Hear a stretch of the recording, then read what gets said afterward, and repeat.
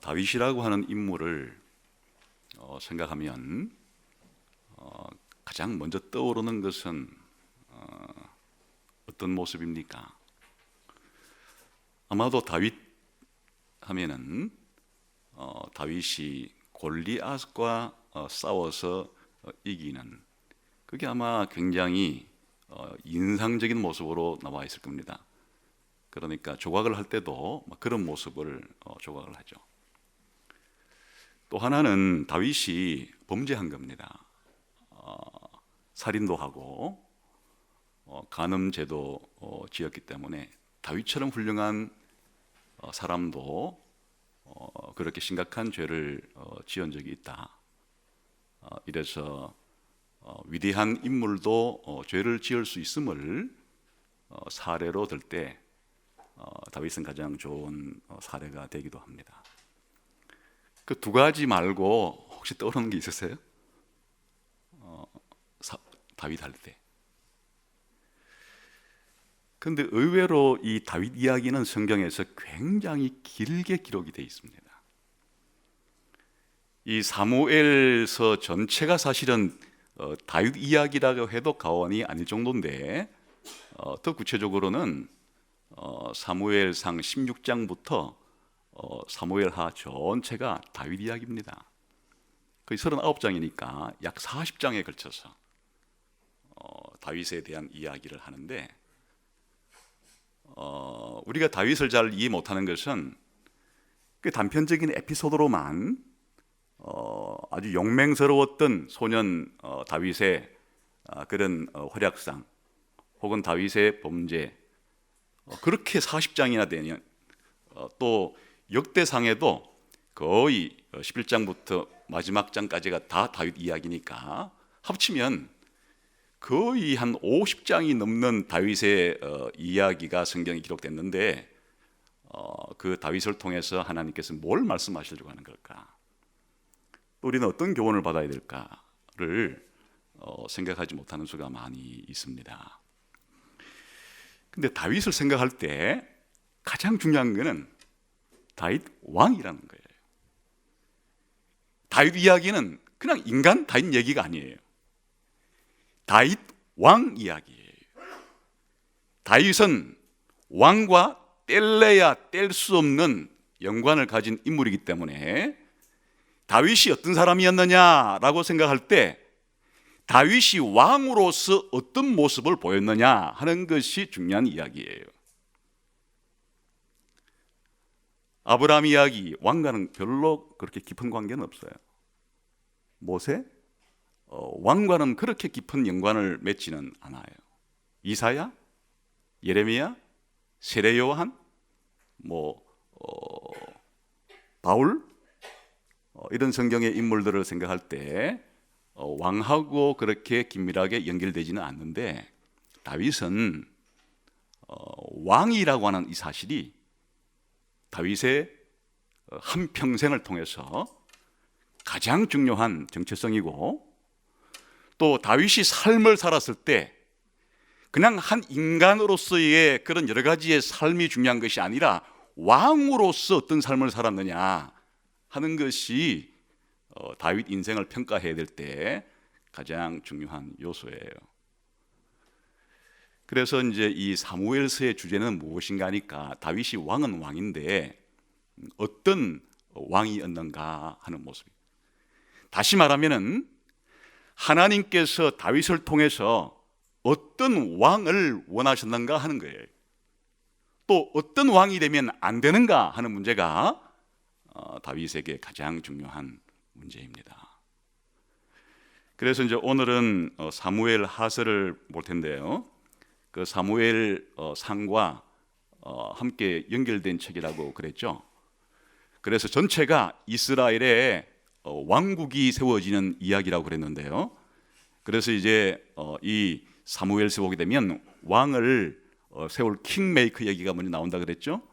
그래서 한 사무엘상 7장까지는 킹메이커 역할을 했던 사무엘이 출생해서 그렇게 이제 하나님의 선지자를 부름받은 이야기였고, 그 다음 8장부터 15장까지는 첫 번째 이런 왕이 되어서는 안 된다 하는 모델을 보여주었던 사울 왕 이야기고, 그 다음에 사무엘상 16장부터 는 계속해서 사무엘하 이제 8장까지 가장 하나님께서 기대하시는 이상적인 왕의 모습으로서의 다윗을 이야기하는 겁니다. 그러니까 이제 사무엘하의 구조는 8장까지 이야기는 이상적인 왕의 모습. 거기서 이상이라는 것은 하나님께서 임명하신 왕으로서 제대로 역할을 하는 그런 왕으로서의 다윗의 모습을 8장까지 그렇게 이제 소개해주고 있어요. 그런데 9장부터 20장까지는 항상 이렇게 다윗이 이상적인 모습으로 긍정적인 모습으로만 왕 노릇을 하지를 않았어요. 사무엘하 9장부터 20장까지는 다윗이 이 왕권을 남용해서 하나님께서 아주 싫어할 만한 그러한 왕 노릇을 한 부정적인 왕 노릇을 한 다윗의 모습도 함께 설명을 해줘요. 그리고 마지막 21장부터 24장까지 4장에 걸쳐서는 이제 마치 결론처럼 다윗의 이상적인 왕으로서의 모습 절반, 부정적인 이래서는 안 되는 왕의 모습으로서의 절반, 그를 요약해 주는 방식으로 그렇게 이제 사무엘서가 끝이 납니다. 그러니까 이렇게 사무엘 하서를 구분하는 것은 이제 우리가 개론서들을 읽거나 하게 되면 성경을 연구하는 사람마다 이렇게 문단을 나누는 것이 다 달라요. 똑같지가 않아요. 한결같이 모든 사람이 제가 지금 이렇게 나누는 것처럼 그렇게 사무엘서의 구조를 나누는 것은 아니에요. 근데 구조를 어떻게 나누느냐에 따라서 이제 그 자체가 틀렸다고 볼 수는 없어요. 하여튼 나름대로 구조를 분석하게 되면 거기에 의미가 드러나는데 구조를 더 어떤 면에서 정확하게 분석하게 되면은 성경이 말하고자 하는 의미를 더 아주 구체적이고 정확하게 이해할 수 있는 장점이 있어요. 지금 오늘 제가 지금 사무엘 하서를 우리가 이해하는데 한꺼번에 전체를 지금 살펴보는 시간이기 때문에 세부적인 내용을 볼 시간 없고 중요한 것은 이 사무엘 하의 구조가 어떻게 짜여졌는지를 잘 알아야 사무엘 하서를 통해서 하나님께서 우리에게 뭘 전달하려고 하시는지에 하나님의 음성, 메시지를 잘 알 수가 있습니다. 제가 지금 세 개로 구분해 줬죠. 8장까지는 뭐라 그랬습니까? 아주 이상적인 그런 왕의 모습을 보이고 있는 다윗의 모습이라고 그랬고, 9장부터 10장까지는 아주 부정적인 이래서는 안 되는 그런 왕의 모습을 보이는 다윗의 빛과 그림자 얘기. 사무엘 하서는 전반부는 다윗의 빛 얘기, 후반부는 다윗의 어두움 얘기. 다윗 혼자의 삶 속에 빛과 어두움이 공존한 모습을 그렇게 보여주고, 마무리 끝에 가서는 두 가지 모습을 그렇게 요약적으로 보여주고 있다. 이렇게 이제 구조를 분석을 했는데, 아무렇게나 성경을 읽을 때 이렇게 문단을 나누는 것이 아니에요. 성경 자체에 그렇게 문단을 나눌 만한 그런 힌트를 가지고 그렇게 나누는 거예요. 한번 왜 이렇게 좀 구조를 분석하는지 한번 보기 위해서 사무엘하 아까 8장까지 끊었으니까 왜 그러는지 봅시다. 8장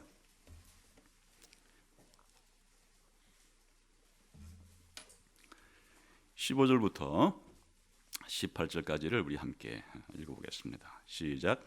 다윗이 온 이스라엘을 다스려 다윗이 모든 백성에게 정의와 공의를 행할세.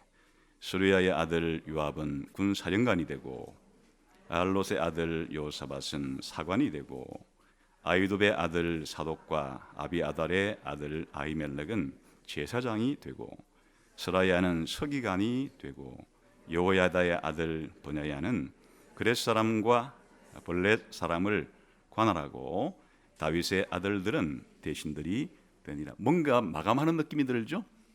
8장까지 이야기를 마감을 하는 거예요. 다윗이 아주 이상적인 모습이죠. 공의와 정의를 행한다는 것은 하나님의 뜻대로 나라를 잘 다스리는 그런 다윗의 모습으로 요약을 해주고 있고, 그래서 하나님께서 다윗 왕국에 복을 주셔서 요즘 말로 말하면 입법부, 행정부, 사법부 요직들을 다 임명해서 이제 나라가 아주 안전하게 이렇게 잘 성장해가고 있는 그런 모습으로 이제 8장까지 일단락을 짓게 되는 것이에요. 이제 9장부터 10장까지는 다윗의 모습이 부정적인 모습이라겠죠. 그것 한번 다 끝난 대목을 봅시다. 20장에 가보면 되겠죠.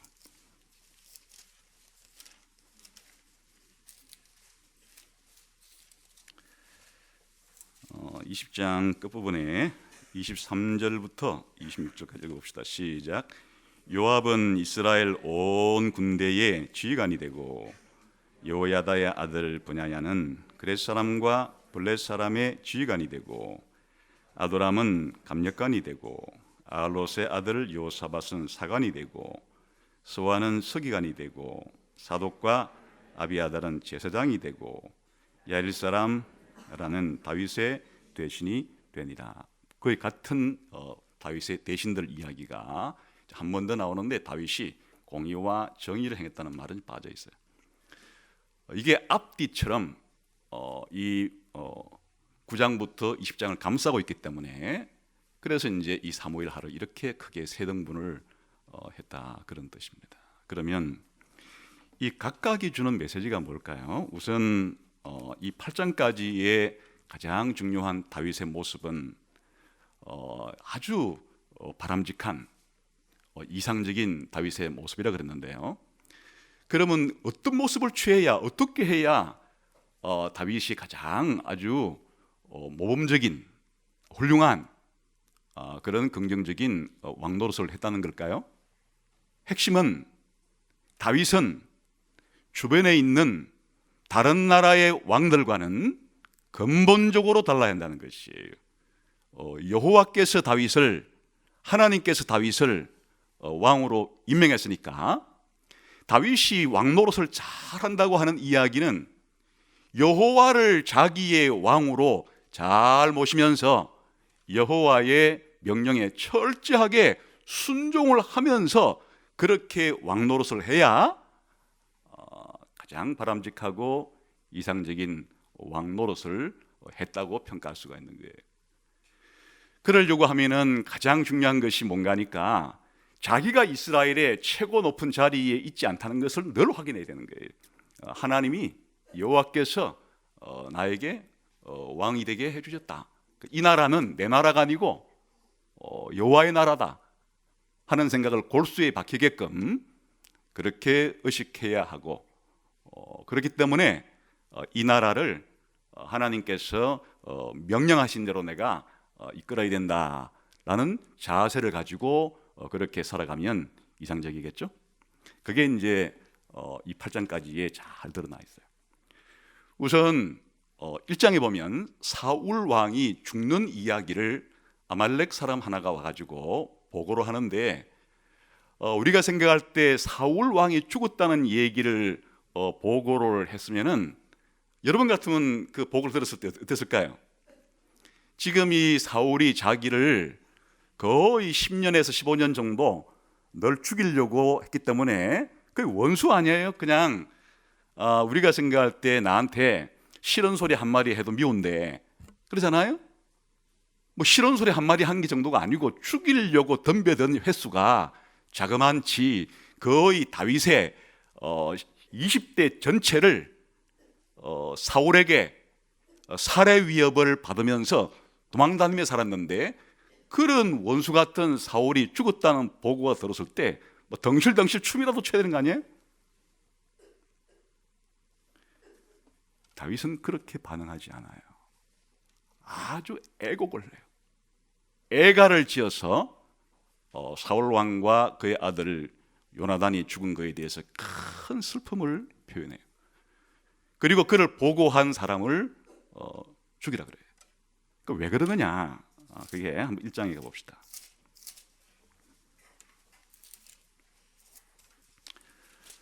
14절에 왜 그 이유가 나오는데 한번 읽어볼까요? 시작. 다윗이 그에게 이르되 네가 어찌하여 손을 들어 여호와의 기름 부음 받은 자 죽이기를 두려워하지 아니하였느냐 하고, 자기가 사울을 죽였다고 보고하는 이 사람에 대해서 죽이라고 한 것은, 지금 사울이 개인적으로는 자기 원수지만은 이 사람을 여호와께서 기름 부어서 왕으로 세운 것이니까 사울을 죽이고 죽이지 않는 권한은, 사울을 자기가 죽였다는 얘기는 그를 왕으로 세운 여호와께 반역을 한 것과 마찬가지라는 뜻이 되는 것이고, 이 다윗의 마음속에는 비록 개인적으로는 나에게 원수 노릇을 한 사람이 맞기는 맞지만은 그가 스스로 왕이 된 사람도 아니고 백성들이 투표해서 세운 사람도 아니고 자기가 왕으로 섬기는 여호와께서 왕으로 세운 사람이라고 하는 이 의식, 사울이든 자기든 왕으로 세운 이가 여호와이기 때문에 이 사람들에 대한 태도 자체는 곧 왕이신 여호와께 대한 태도라는 이 의식, 이게 바람직한 이스라엘 왕에게 요구되는 가장 기본적인 자세예요. 그래서 인간적으로는 원수였던 사울이지만 그의 죽음에 대해서 아주 애통해하는, 물론 하나님의 심판으로 죽었다는 생각도 왜 없었겠어요? 그런 생각도 있었겠지만은 하나님께서 세우신 왕의 죽음에 대해서 진심으로 그렇게 애곡해하는 모습을 통해서 지금 다윗은 이 이스라엘이라는 나라가 자기 마음대로 좌지우지하고 사람을 죽이고 살리는 이런 게 자기 손에 있다고, 다른 나라 왕들이야 그래 생각했겠죠. 그러나 이스라엘의 왕으로서는 여호와의 제각 없이는 그런 일을 자기 마음대로 할 수 없다고 하는 여호와의 왕권을 인정하고 있는 다윗의 모습을 보여줌으로써 이 자체가 이스라엘의 왕으로서 정상적인 그리고 바람직한 왕의 모습을 보여주고 있는 겁니다. 그 다음에 이제 2장부터 4장까지는 다윗의 아들, 사울의 아들 가운데 살아남은 사람이 있어요. 그 살아남은 사람이 이스보셋이라고 하는 이제 아들, 이스보셋이 살아남았는데, 거기에 아브넬이라는 사람이 그 허수아비 왕으로 이스보셋을 옹립해가지고 다윗과 이제 내전이 붙는 장면이 나와요. 그런데 이제 결과적으로 아주 어떤 일이 벌어지는가 하면, 이 아브넬이라고 하는 사람이 군대를 가지고 허수아비 왕을 세웠으니까 이 이스보셋이라고 하는 왕은 아브넬에게 옹립은 됐지만 별 실권이 별로 없어요. 이것도 제대로 된 모습은 좀 아니에요. 근데 거기다가 아브넬이 또 사울 왕의 첩을 그렇게 에게 안 좋은 행동을 함으로써 이스보셋이 꾸짖으니까, 내가 너를 왕으로 세우고 다 지금 이 나라가 누구 때문에 유지되는데 나한테 이런 소리 할 수 있어? 이래 가지고는 반기를 들고 다윗에게 가서 투항을 해요. 그런데 이 투항을 했을 때 이 아브넬이 다윗 밑에 있는 아주 위대한 장군인 요압 동생을 전쟁에서 죽인 적이 있어서 그 이야기를 들은 요압이 화를 내 가지고 또 이 아브넬이 이제 다윗이 살려주려고 다 했는데도 가서 또 죽여버려요. 그랬을 때 역시 다윗이 아브넬의 죽음에 대해서 또 애가를 부르면서 자기는 이 일에 무관하다는 모습을 보이는 장면이 이제 나와요. 그러면서 사울의 집안은 점점 망해가고 다윗의 왕국은 건설. 여기에서 또 다윗의 마찬가지예요. 이 아브넬이라는 사람과 자신이 언약을 맺었다는 얘기는 언약을 맺은 거에 따라서 신실하게 해야 될 의무가 자기에게 이제 자기가 세웠다는 거예요. 그게 여호와의 임명받은 왕으로서 자신이 맺은 언약을 신실하게 지키는 모습을 다윗은 이 장면을 통해서 또 보여주는 것이에요. 백성들이 알았어요. 이게 다윗이 사사롭게 약속을 했다가 자기 마음대로 그렇게 처단한 게 아니고 이게 요압이라고 하는 잘못된 이게 불상사 때문에 이렇게 된 거지 다윗이 잘못한 게 아니로구나. 다윗은 하나님 앞에서 자기가 신실하게 살려고 하는 모습을 그렇게 견지했구나 알므로써 백성들이 다윗을 더 따르게 되는 거예요. 이 이야기도 이 처리하는 과정에서 다윗이 자기가 왕이라고 해서 자기 마음대로 처리하자 일을 처리하지 않아요. 그러니까 이제 이런 모습 자체가 다윗의 이상적인 모습을 보여주는 이제 사례들이 되는 겁니다.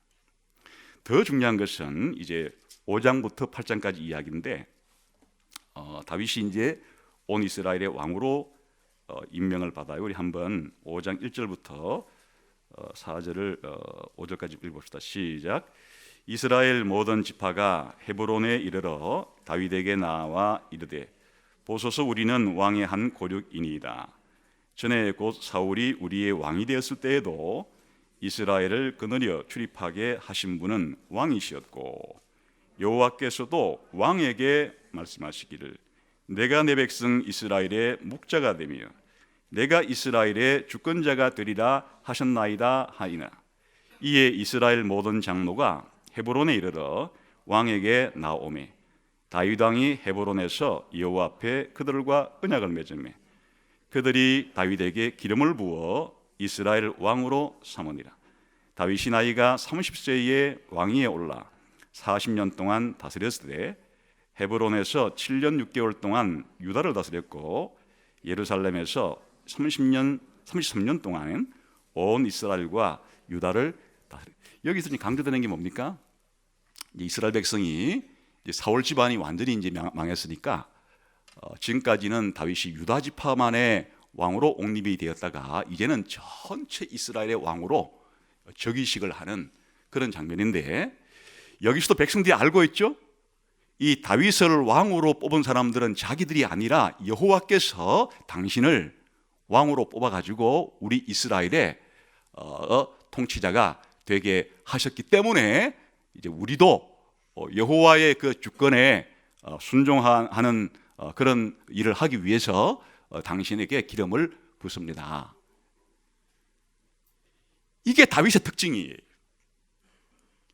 사람들이 뽑아 세운 왕도 아니고 자기 스스로 왕이 된 사람도 아니고 여호와 하나님께서 자기 백성을 통치하시는데 대리인으로 그렇게 하나님이 임명한 왕이라고 하는 사실이 40년 왕 노릇을 한 다윗의 생애에 가장 중요한 열쇠와 같은 내용이 되는 겁니다. 그런데 이 다음에 다윗이 그걸 잘 알았어요. 그래 뭘 하는가 하니까 다윗이 이제 예루살렘 성을 정복을 하고 거기에 궁궐을 지어요. 이제 왕권이 굉장히 강화됐다는 얘기죠. 또 자기가 왕이 그할 왕성을 취하고 그 왕성에다가 자기가 살 궁궐을 짓는다. 이제 아주 다윗이 이스라엘의 왕권이 강화가 되었다는 얘기죠. 우리 한번 그런데 그 이야기를 어떻게 하고 있는지 한번 5장 10절을 봅시다.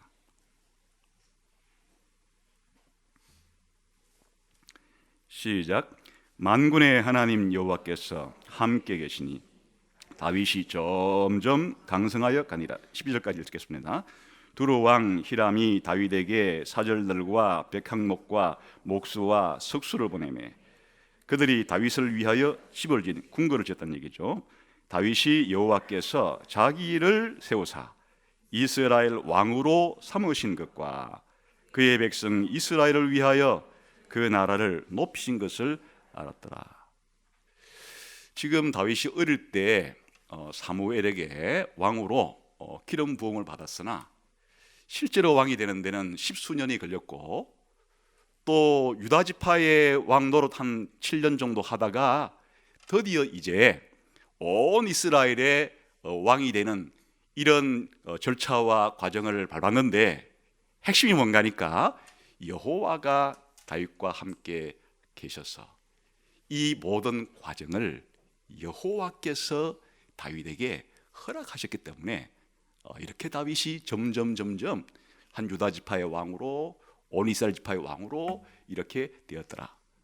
그래서 이제 다윗이 오늘날로 말하면 예루살렘이라고 하는 그 지역을 점령을 해가지고 거기에 이제 궁궐을 지었을 때 다윗이 뭘 알았다는 거예요? 지금 여호와께서 자기를 왕으로 삼았고 여호와의 나라를 용성케 하시기 위해서 이제 나에게 이런 궁궐까지도 허락해 주셨음을 알았더라.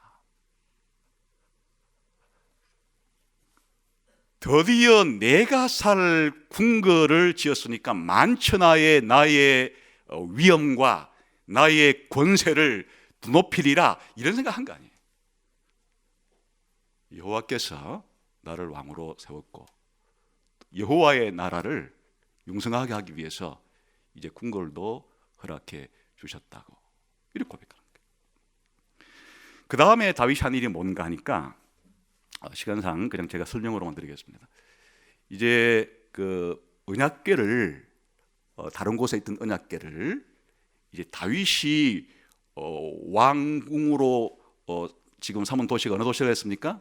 예루살렘 도시가 이제 다윗이 왕위가 있는 그 궁궐이 있는 도시예요. 거기에 여호와의 언약궤를 이제 모셔오는 이야기가 7장의 얘기예요. 왜 이 언약궤를 모셔오는가 하니까 언약궤가 뭘 의미하는지 한번 봅시다. 6장 한 절만 봅시다.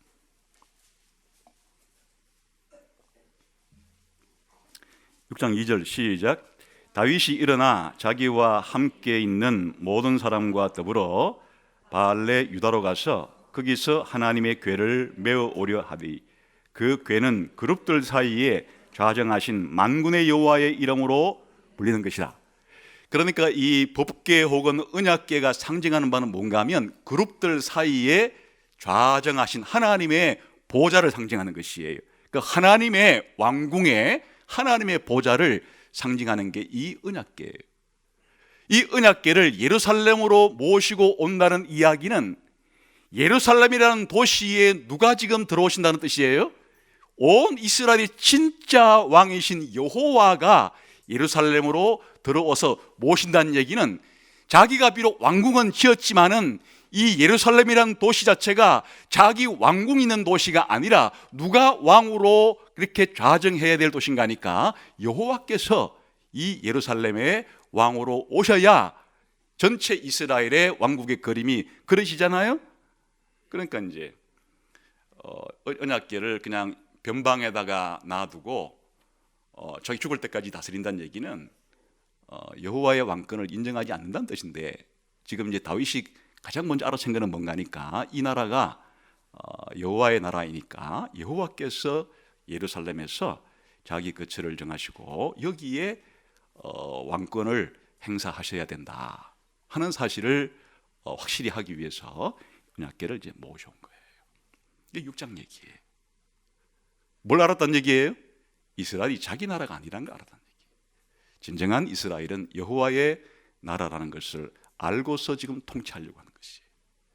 여호와의 지시를 받으면서 언약궤를 모시고, 다시 말하면 옛날로 말하게 되면 상왕처럼 다윗 위에 계신 여호와의 통치를 받아가면서 자기가 이스라엘을 다스리려고 하는 뜻이 이제 언약궤를 모셔오는 장면이에요. 그 이제 가장 이 사무엘 하에 중요한 것은 다윗 언약인데, 이제 하나님이 다윗에게 이제 약속을 해주는 장면. 이게 7장이 가장 중요한 장면이에요. 자, 어떻게 시작이 되는지 봅시다. 7장 1절에 1, 2, 3절 봅시다. 시작. 여호와께서 주위의 모든 원수를 무찌르사 왕으로 궁에 평안히 살게 하신 때에 왕이 선지자 나단에게 이르되 볼지어다 나는 백향목궁에 살거늘 하나님의 궤는 휘장 가운데 있도다. 나단이 왕께 아뢰되 여호와께서 왕께 함께 계시니 마음에 있는 모든 것을 행하소서 하니라. 이제 언약궤를 예루살렘으로 모시고 온 다음에 다윗의 마음이 어떤 소원이 생겼는가 하면 성전을 건축해야 되겠다는 이제 생각을 하게 돼요. 성전은 누가 계실 곳이에요? 언약궤가 그곳에 안치가 되어 가지고 쉽게 말하면 하나님이 거하실 왕궁을 지어야 되겠다는 생각을 하는 거예요. 왜 이런 생각을 하게 됩니까? 지극히 정상적인 왕의 모습이었어요. 무슨 말인가 하면 자기는 여호와 밑에 있는 왕인데 지금 뭘 지어놨어요? 높은 거를 지어놨는데 온 이스라엘 진짜 왕이신 여호와는 휘장 가운데 그렇게 있으니까 마치 이런 거와 같은 거 비유를 들자 그러면 한 집안에 이제 만석군이 있어가지고 주인이 산 거기 문간방에 있는 문지기 방이 몇 평짜리 집을 지금 이제 살고 있는데 정작 주인은 5평짜리 쪽방에서 그래 살고 있으니 문지기 마음이 편하겠어요? 주인한테 주인님이 거하실 방은 제가 100평 살면은 주인님은 한 1000평 살아야 제가 좀 관계가 형성이 되죠. 이런 생각과 같이 이제 다윗은 여호와의 왕권을 상징하는 성전을 지으려고 해요. 그럼 제대로 된 모습을 지금 보이겠는 거예요. 그래 나단 선지자도 아주 기특하게 생각한 거예요. 당연히 그렇게 해야죠. 그게 왕이 제대로 생각하고 있는 겁니다. 이렇게 조언을 했는데 이제 이 짓고 안 짓고도 자기가 마음대로 할 수 있는 문제가 아니에요. 그래 하나님께 이제 물었는데 하나님 뭐라고 말씀하시는지 한번 4절, 5절, 6절 봅시다. 시작. 그 밤에 여호와의 말씀이 나단에게 임하여 이르시되 가서 내 종 다윗에게 말하기를 여호와께서 이와 같이 말씀하시되 내가 나를 위하여 내가 살 집을 건축하겠느냐? 내가 이스라엘 자손을 애굽에서 인도하여 내던 날부터 오늘까지 집에 살지 아니하고 장막과 성막 안에서 다녔나니 이스라엘 자손과 더불어 다니는 모든 곳에서 내가 내 백성 이스라엘을 목이라고 명령한 이스라엘 어느 지파를 가운데 하나에게 내가 말하기를 너희가 어찌하여 나를 위하여 백항목 집을 건축하지 아니하였느냐고 말하였느냐. 이 얘기는 무슨 얘기예요? 다윗아 정말 잘 생각했다. 진작 그랬어야지. 당장 재가를 해줄 테니까 한번 열심히 지어봐라. 이렇게 하지 않고 지금 이 말씀은 짓지 마라. 짓지 마라.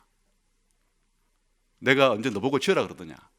내가 지금까지 천막 속에 있다고 해서 성전 너보고 지어라 한 적이 있더냐? 짓지 말라는 얘기예요. 왜 짓지 말라고 하는 이유가 중요한 거예요. 그 성전을 짓겠다는 뜻이 잘못된 건 아니고 아직은 때가 되지 않았기 때문에 짓지 말라고 한 거예요. 이제 그 얘기가 그 다음에 쭉 나오는 거예요. 우리 한번 9절부터 11절까지 읽어봅시다. 시작. 네가 가는 모든 곳에서 내 모든 원수를 내 앞에서 멸하였은즉 땅에서 위대한 자들의 이름같이 내 이름을 위대하게 만들어 주리라.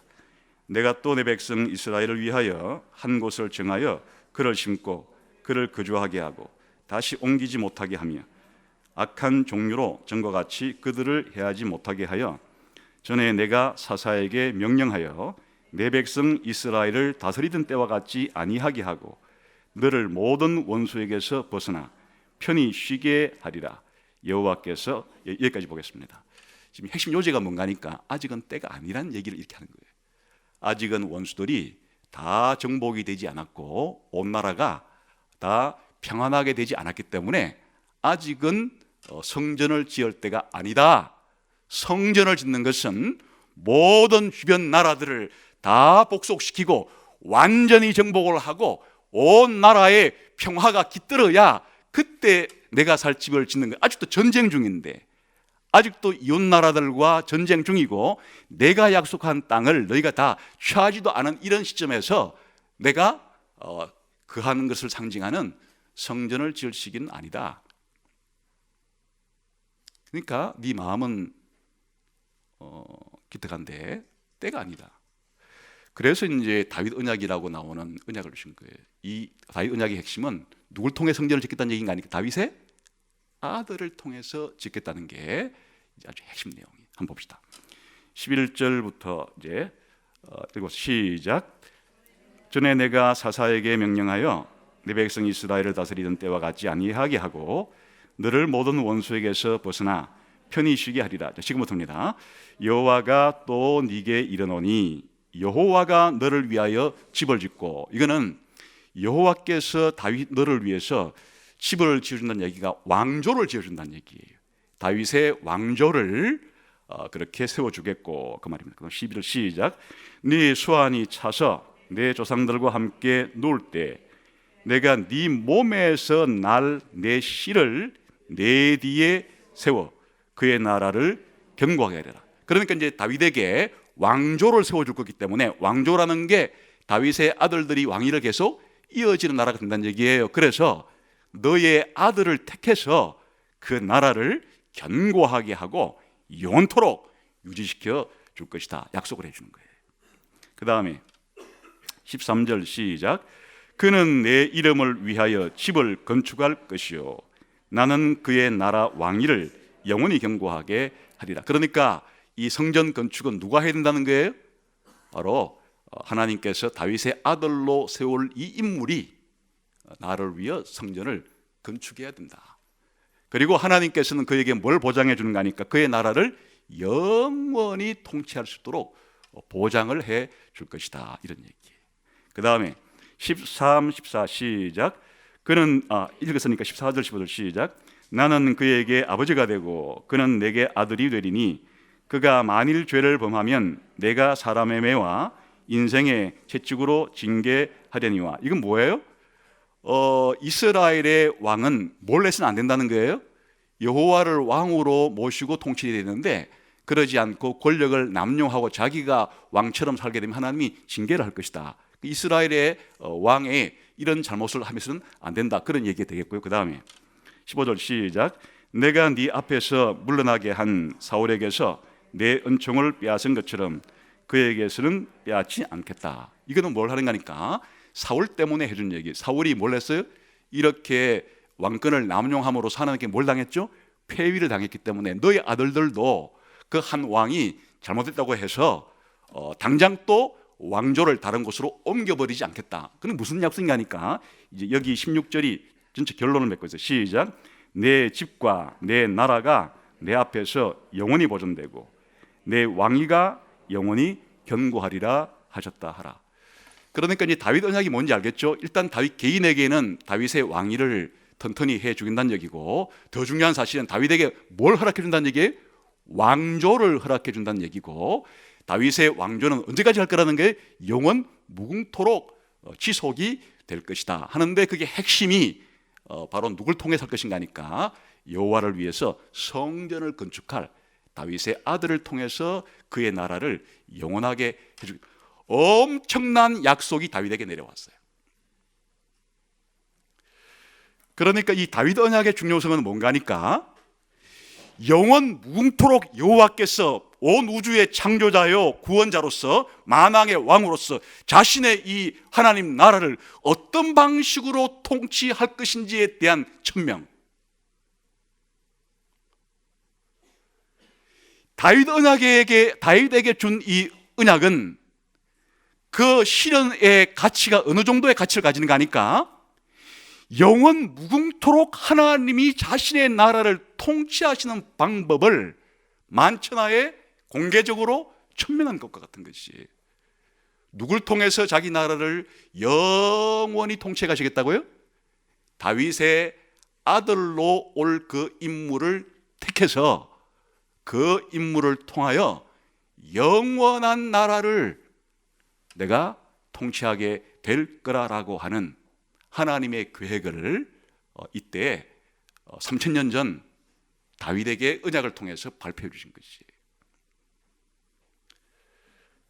그런데 이런 영원한 하나님의 나라를 대신해서 통치할 그의 자격을 누군지를 알아야 될 거 아니에요? 그게 진짜 인물인지를. 그래서 보여준 게 뭔가, 그 인물은, 그런 자격을 얻을 인물은 쉽게 말하면 누가 그런 인물인지를 알 수 있도록 하나님께서 정표를 지금 하나 주고 있는데, 그 인물이 뭐 할 인물이에요? 성전을 건축하는 인물이어야 내가 그를 통해서 영원한 왕위를 줄 그 인물이 될 것이다. 이게 지금 메시아에 대한 약속이에요. 그러니까 지금 이제 이 다윗의 이야기의 핵심은 뭔가 하니까, 지금 다윗이 보여주고 있는, 지금까지 어떤 모습을 보여주고 있어요? 여호와를 왕으로 모시면서 여호와의 왕권을 신실하게 순종함으로 대행하는 이런 모습을 보였는데, 하나님께서 지금 기대하는 바는 다윗이 보였던 이런 모습을 영구하게 행할 한 인물에 대해서 이야기를 해주면서 그 인물을 통해서 지금 다윗이 3000년 전에 자기가 살았던 40년 정도가 문제가 아니라 400년, 4000년, 4만년 수많은 영원한 시기 동안에 일어날 일을 지금 다윗에게 약속하고 있는 것이다, 그런 말이에요. 성경 전체에서 가장 중요한 구절 가운데 하나예요. 그러니까 여기까지가 이제 다윗이 이 언약이 나오게 된 배경인데, 그 언약이 뭔지를 알겠죠? 여호와를 신실하게 왕으로 모시고 통치할 대리자에 대한 하나님의 임명 계획에 대한 이야기고, 그 다음에 이제 8장에 가보게 되면 다윗이 자기 당대에 뭘 하는가 하니까 주변 나라 동서남북의 여러 나라들을 굴복을 시켜서 이제 복종을 시켜요. 그리고 그들을 통치하는데 결과를 한번 봅시다. 그 결과가 뭔지. 8장에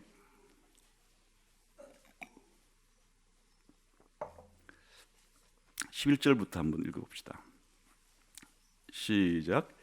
다윗 왕이 그것도 여호와께 드리되 그가 정복한 모든 나라에서 얻은 언금 곧 아람과 모압과 암몬 자손과 블레셋 사람 아말렉에서 얻은 것들과 소바 왕 르홉의 아들 하닷 에덱에서 노력한 것 같이 드리니라.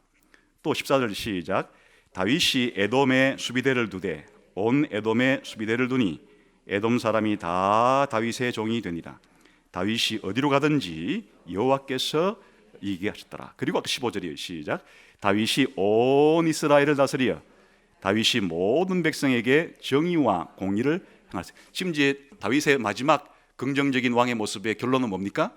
다윗이 주변 나라들을 다 복종시키는데 동서남북의 나라들을 다 복종시켜서 아브라함에게 약속한 땅 전체의 통치권을 가지게 되는데 이때 누가 이기겠다고요? 계속 여호와께서 다윗에게 승리하게. 그 전쟁을 누가 이겼다는 얘기 지금? 여호와께 이기게 하시고, 또 다윗은 그걸 아니까 자기가 정복한 나라들에게 모든 곡물들을 원래 다른 나라 같으면 그거 다 어디다가 집어넣을 거예요?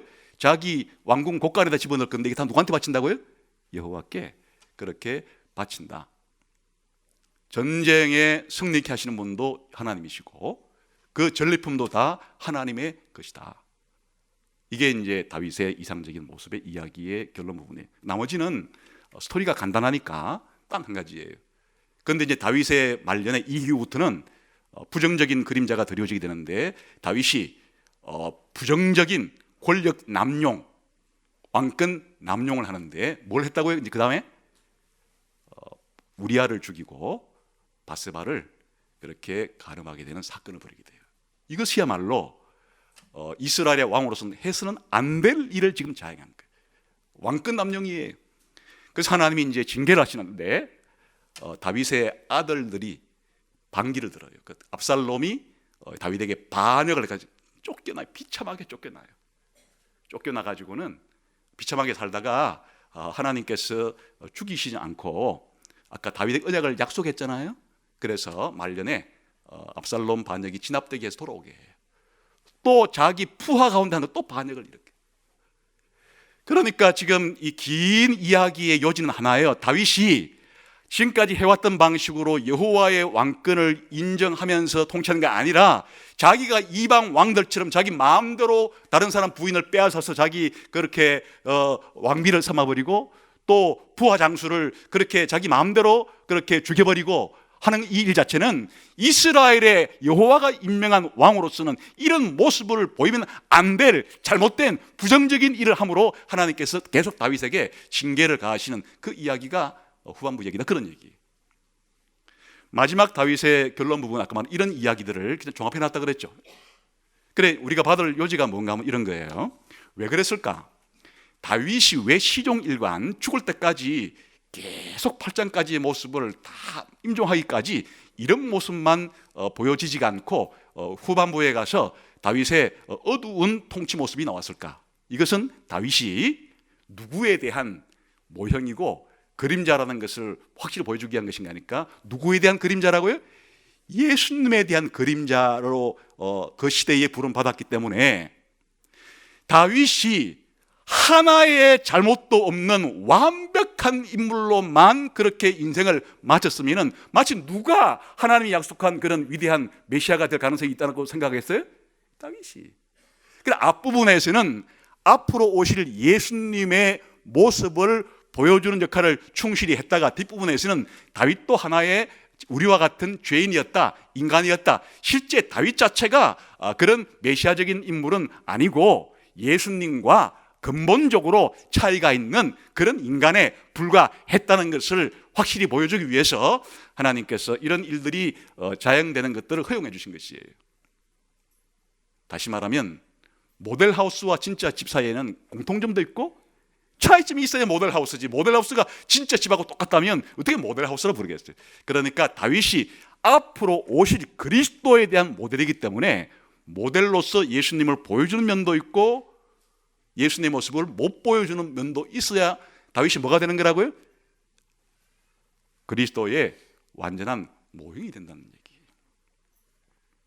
진짜 다윗이 전반부에 했던 것과 같은 일을 영원히 하신 분이 누구예요? 예수님이 오셔서 다윗 언약을 이루시면서 완전하게 죽기까지 순복하셨기 때문에 하나님께서는 이제 예수님에게 영원한 나라를 다윗의 언약의 성취로서 예수님에게 줬다는 얘기가 신약성경 전부의 골자예요. 우리들에게는 오늘날 어떻게 적용하면 좋을까? 예수님에게 적용하는 게 가장 중요하지만 우리의 삶에도 적용이 가능합니다. 우리도 하나님께서 우리 각자를 뭘로 임명했다 그랬습니까? 왕으로 임명하신 상태. 그런데 우리도 지금 양면성이 있잖아요. 어떨 때는 예수님을 진짜 왕으로 생각하면서 뭐 하나 결정할 때 내가 어느 학교로 가야 되지? 어느 직장에 들어가야 되지? 또 내가 우리 자녀들을 어떻게 길러야 되지? 또 내가 뭘 해야 되지? 이런 거 할 때 예수님이 나의 왕이라는 사실을 확실히 인정하고서 늘 그렇게 예수님께 물어가면서 그렇게 살아가고 있다면 그것은 다윗 인생의 이 전반부와 같이 하나님께서 여러분들에게 기대하는 이상적인 신자의 모습이에요.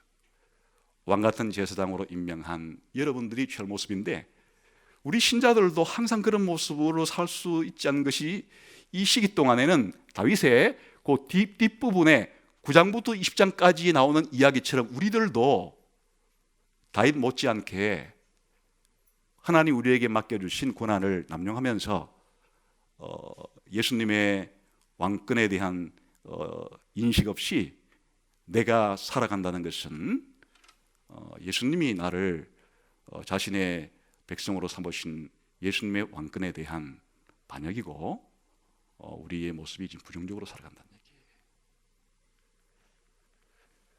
우리에게도 이 모습이 양면성이 남아 있습니다. 예수님을 믿는다고 하는 얘기는 사실 주 예수를 믿으라는 얘기인데 주라는 말이 좀 애매모호하면 왕이라는 말을 바꾸면 제일 쉬워요. 왕 예수. 예수 믿는다는 것은 예수님을 왕으로 모시고 살겠다고 하는 결단이에요. 근데 예수님을 왕으로 모신 사람들의 모습이 오늘 다윗의 일대기 전체를 펼쳐놓은 것처럼 내 인생을 펼쳐놓았을 때 내 인생의 몇 퍼센트 정도가 정말 예수님의 왕권을 인정하면서 예수님이 나의 왕이십니다 라는 생각 속에 내가 시간을 쓰고 돈을 쓰고 내 가정을 다스리고 직장에서 일을 하고 시민으로서 살아가는 모든 모습 가운데 철저하게 내 인생의 몇 프로가 기독교인이 된 이후에 정말 예수님의 왕권 하에서 내가 살아갔는지와 내가 기독교인이 되고 난 이후에도 어느 정도 도대체 몇 퍼센트를 그냥 예수님을 왕으로 받아들이긴 했지만은 다윗의 후반부의 모습과 같이 내 마음대로 자행자제하는 모습을 살면서 살아가고 있는지 우리들에게도 주님 다시 오시는 날까지 우리가 적기 전까지 항상 이 다윗의 빛에 속할 건지 다윗의 그림자 속에 들어갈 건지 우리 인생 앞에도 이 두 가지 가능성이 펼쳐져 있는 것이 불신자들이야 사울처럼 처음부터 마지막까지 그리스도를 왕으로 인정한 적도 없고 인정할 마음도 없는 사람들이지만 저와 여러분 같은 신자들은 다윗처럼 예수님을 우리의 왕으로 이미 모신 사람들이 그럼에도 불구하고 예수님의 왕권 하에 우리 삶을 살아갈 수도 있고, 그러니까 이상적인 신자의 삶을 살아갈 수도 있고, 이 땅에서 그렇지 않게 살아갈 수도 있음 때문에 우리는 두려운 것이, 신자라고 해서 살기만 살면 다 예수님이 기뻐하는, 하나님 기뻐하는 삶이 나오는 것이 아니고, 우리가 다윗의 인생에서 보듯이 우리도 실패해 왔고 또 실패할 수도 있다.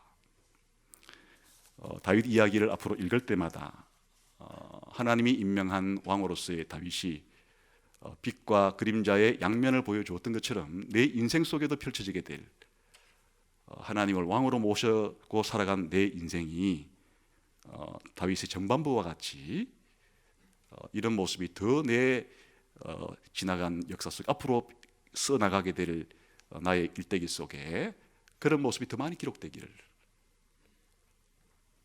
그러나 한 가지 위로를 주는 것은 다윗이 잘못했다고 해서 버리지 않고 약속한 바가 뭔가 하니까 사울처럼 버리진 않겠다. 그래, 다윗이 죄를 지었어도 사울처럼 버림받지 않고 회복시켜 주신 거예요. 저와 여러분들이 제대로 살지 못해도 당장 하나님이 지옥 안 보내시는 이유가 약속한 바가 있기 때문에, 내 아들을 예수를 믿을 때 영원히 너를 천국에 데려가겠다고 하는 하나님의 약속이 있어서 우리가 오늘날 죄를 짓기도 하고 정말 예수님을 왕처로 모시고 살지 않아도 당장 하나님이 내버려지지는 않는 이유는 약속 때문이에요. 은혜로운 약속 때문에 하나님이 우리를 지키시니까 사실 우리는 오늘 은혜로 살아가는 중이에요. 하나님의 은혜로 살아가고 있는 중이다. 그러나 우리의 인생이 정말 우리가 죽을 때 내 인생은 예수님을 왕으로 모시고 산 인생이었습니다, 이렇게 우리가 고백할 수 있도록, 이제 자녀들아 너희도 예수님을 왕으로 모시고 살다가 나중에 만나자, 이렇게 유언할 수 있는 여러분 되시기를 주님의 이름으로 축원합니다. 기도하겠습니다. 하나님 아버지, 지금도 하나님 보좌편에서 온 우주를 통치할 뿐 아니라 역사를 통치하시고 대한민국을 통치하고 계시고 또 예수가족교회를 다스리고 계시고 우리의 가정을 다스리고 계시고 나 개인을 다스리고 계시는 예수님의 왕권, 하나님의 왕권에 대해서 진지하게 생각하고 반응하며 살아갈 수 있는 저희 모두가 다 되게 해 주옵소서. 예수님 이름으로 기도하옵나이다. 아멘.